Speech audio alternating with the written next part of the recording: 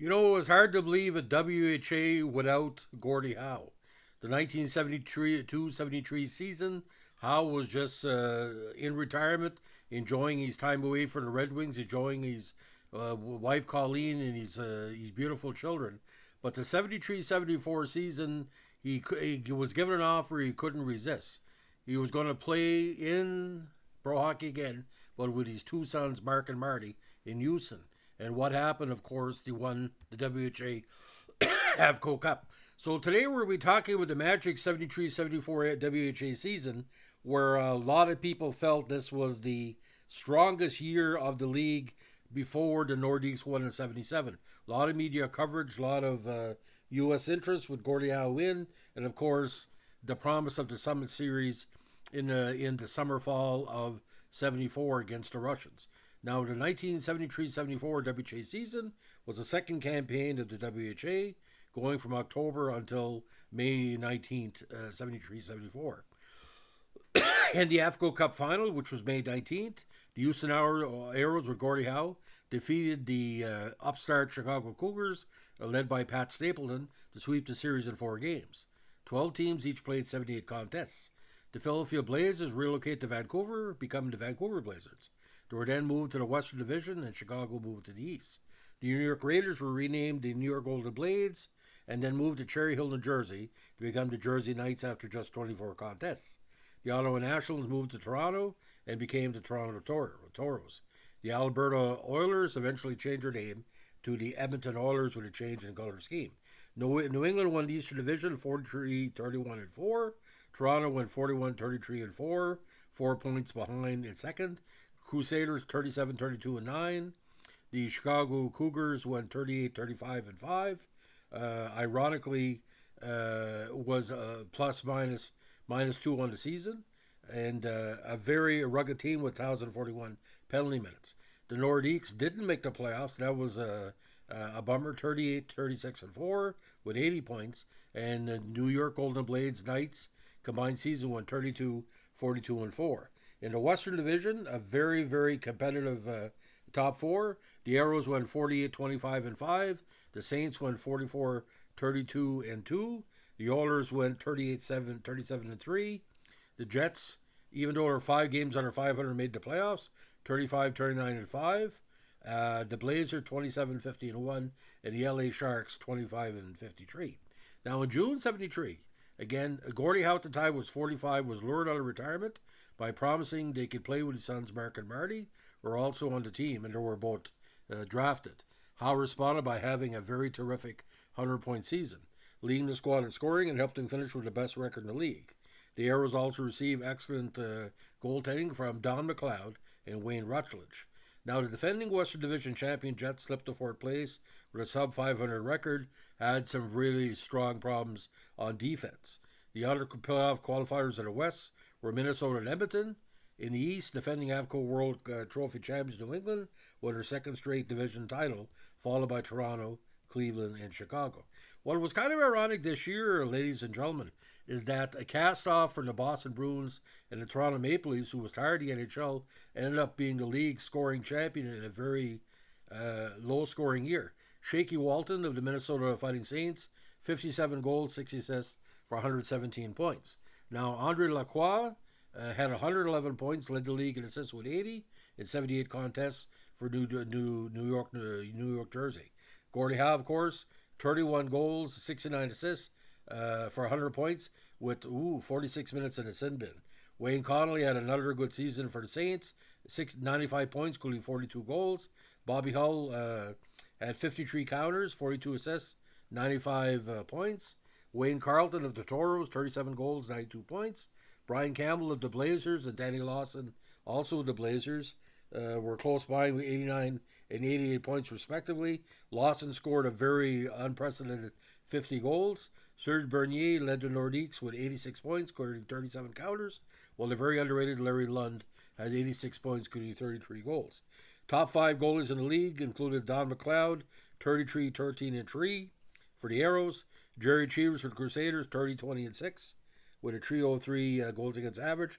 Al Smith of the Whalers went 30, 21, and 2. Cam Newton, not the one you think of. Chicago Cougars, 25-18-2, and Jack Norris of the Oilers won 23-24. Now, the All-Star game was held at the St. Paul Civic Center in St. Paul, Minnesota, when the East defeated the West 8-4. Now, the West Division playoffs went according to form, with the top two seeds, Houston and Minnesota, easily disposing of Edmonton and Winnipeg, respectively.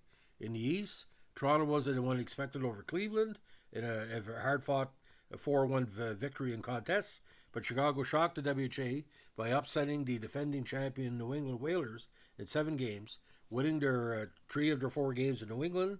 Now, in the division finals, favored Houston defeated Minnesota in 6 in a penalty-filled series, while Chicago pulled its second upset by defeating Toronto in 7 contests, outscoring the Toros 14-4 in winning games 6 and 7. They ran out of magic, however, the finals, as Houston swept them in 4 straight, outscoring them 22-9.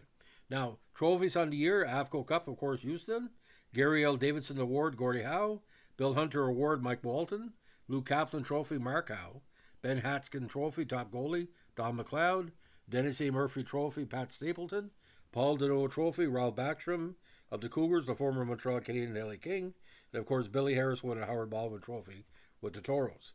Now, the All-Star team, very, very prestigious. Andre Lacroix and Wayne Carlton at center; Gordie Howe and Mike Walton on right wing; Bobby Hull and Mark Howe on left wing; Pat Stapleton and J.C. Tremblay on defense; and on the second, Paul Schmier and Al Hamilton, and Don McLeod and Jerry Cheevers as the goalies. Now, the 73 WHA amateur draft was quite interesting as well. It loaded up some players, but most of the players taken didn't play a major role that season. Actually, the first round of the draft sounds like a who's who of the NHL. Bob Neely was the number 1 pick by the Cougars, followed by Glenn Goldup, who eventually played with the Montreal Canadiens in LA; Andre Savard of the Sabres, taken 3rd by the Nordiques; Pauline Bordelot by the Toros; Colin Campbell by the Blazers; John Rogers by the Oilers; Bob Gainey by the Fighting Saints, but he chose to play with Montreal; Reggie Thomas with the Sharks; Darcy Roller with the Aeros; Lanny McDonald by the Crusaders, of course Lanny signed with Toronto; Ryan Andruff with the Jets; Blake Dunlop with the Whalers; and Dean Talfus with the Cincinnati Stingers. Second round, same good quality players: Blaine Stoughton, taken by Quebec from Cincinnati; Larry Goodenough, Al Sims, Mortis Titanic by the Nordiques; Pat Hickey, Brent Levens, Jim McCrimmon, Rick Middleton, Paul Sherd, Tom Laziak, George Posut, Keith Mackey and Mike Clark. Round 3, John Winsink, number 28, Eric Vale, taken by the Nordiques, number 29. Blair McDonald was there, Dave Lewis, Bob Gassoff. In the 4th round, you had Randy Holt, taken by the Whalers with number 41 overall. And Alan Hangsleben, one of the best American players of his era, taken 51st overall by the Whalers. Round 5, Jimmy Jones, Ken Houston, Nelson Payat, some good players. Dennis Ververgot, round 6, 67th overall, a great Vancouver one. A very interesting pick by the Blazers. They took Ian Turnbull in round 6, eventually with Toronto, and Dennis Ochar was in that round as well. Round 7, the not too many prospects, but the very durable Norm Barnes was taken by the Stingers in the 8th round. Andre Saint-Laurent by the Blazers in the 8th round as well. So, and of all people, Sean Shanahan, eventually a good enforcer in the Montreal Canadiens system, was taken in round 9.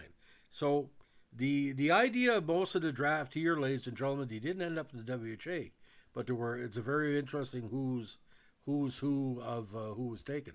But you got to understand, ladies and gentlemen, there were still, I think the initial season of the WHA, they were still determining who was going to carry the mantle for the western side of the league. And having 2 major pro teams in Vancouver diluted the product.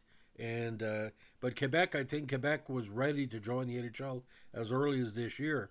And the Toros, again, there's still the problem with Ballard and Bassett, the whole situation. Bassett wanted to own the Leafs, and he couldn't, obviously. We talked about that in a previous podcast.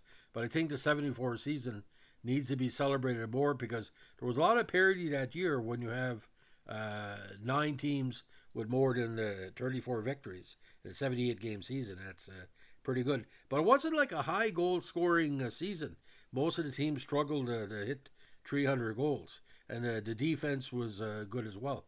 So I mean, but the Aeros that year was quite interesting because it was a mixture of NHL castoffs, former college players, but the tree house is just tremendous. You'll never see something like that again. So, ladies and gentlemen, 73-74 WHA season. A great year for hockey. If you like what we're doing here with our WHA podcast, let us know in a like, comment, subscribe, or share. But you know what? It's kind of weird where we have 45-year-old athletes are more and more common now in major sports. Back then, it was almost like he was 90. But he could play. And don't forget, the elbows were always, I noticed for a fact, I think there was a sport magazine reporter saying, what is Gordie Howe hits with somebody who elbows all the time? And he gently said, well, he said, that's my style, man. That's the way it goes. So if you like what you're doing, yes, give us a like, comment, subscribe, or share. By the way, requests on the channel are always highly appreciated and always highly considered. Have a good one. Bye.